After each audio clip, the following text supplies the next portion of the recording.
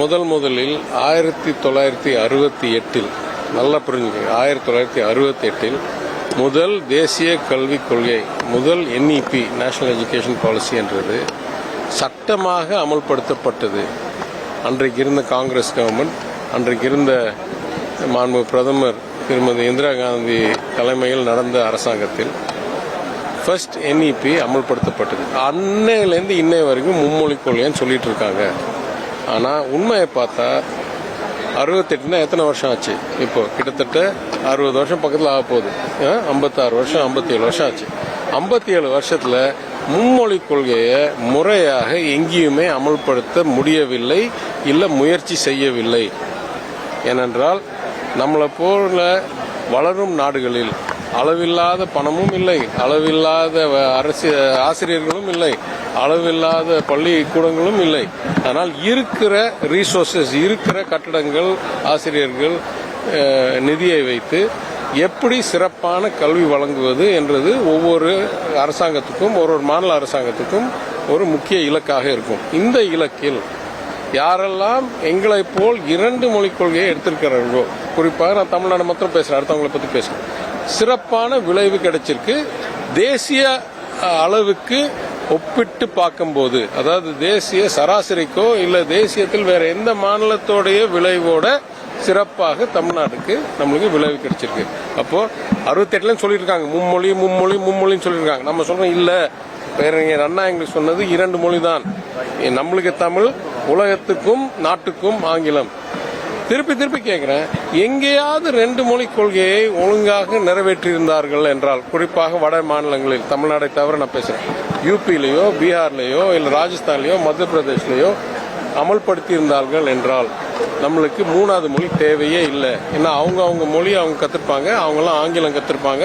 எல்லா மும்மொழி கொள்கைகளையும் ஆங்கிலம் 2வது மொழியாக தான் கூறுகிறார்கள், 68லேருந்து கூறுகிறார்கள். எனவே 2வது மொழியை ஒழுங்காக கற்றுக் கொடுத்திருந்தார்கள் என்றால் இந்த மும்மொழி கொள்கை பிரச்சனையே வராது. இப்போ 3வது தேசிய கல்விக் கொள்கை என்ற ஒரு முயற்சியை பாராளுமன்றத்தில் கூட நிறைவேற்றாமல், நிதி ஒதுக்கீடில் அதற்கு இது பண்ணாதான் அதுக்கு நிதி கொடுப்போன்றதை எங்கேயும் கூறாமல், ஏன்னா அது ஜனநாயகத்துக்கு விரோதம், சட்டமைப்புக்கு விரோதம். இப்போ திடீர்னு நான் சொல்வதனால் நீங்க இதை அமல்படுத்தினா எந்த வகையில் இது நியாயமாகும்? இது அடிப்படை தவறுக்கு 3 சான்று. ஒன்று, எந்த சட்டமைப்பு படியோ இல்லை சட்டம் படியோ அவங்களுக்கு அந்த மாதிரி திணிக்கிறதுக்கு அவங்களுக்கு அதிகாரமோ உரிமையோ கிடையாது. 2வது, எங்கேயுமே அவங்க 2 மொழி கொள்கையை கூட அமல்படுத்த முடியாதவர்கள்.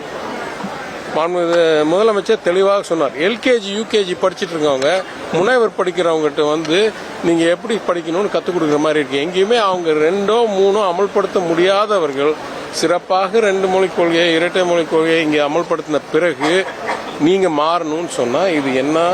இது யாராவது அறிவு இருக்கிறவங்க பின்பற்றுவாங்களா?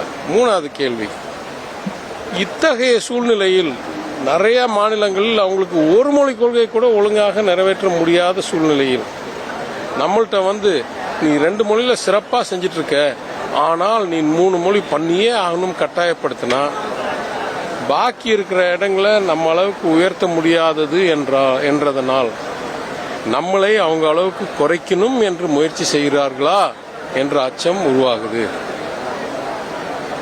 எங்கேயாவது நல்லா பண்ணிட்டு சொல்லுங்க, அவங்கள மாதிரி நல்லா பண்ணுங்கன்னு சிந்திக்கிற நபர்கள் நம்ம. எங்கேயுமே சரியா பண்ணாம, எங்கேயுமே சக்சஸ் ஆகாம, முழுசா ஃபெயிலியர் ஆன மாடலை கொண்டாந்து சக்சஸ் ஆன மாடலை எடுத்துட்டு நான் சொல்ற ஃபெயிலியர் ஆன மாடல் எடுன்னா என்னங்க அர்த்தம்? யாருக்காவது அறிவு இருக்கவங்க இதை ஏற்றுக்கொள்வார்களா? சுயமரியாதைலாம் 2வது, அறிவு இருக்கவங்க யாராவது ஏற்றுக்கொள்வார்களா? என்னங்க பேசுறாங்க?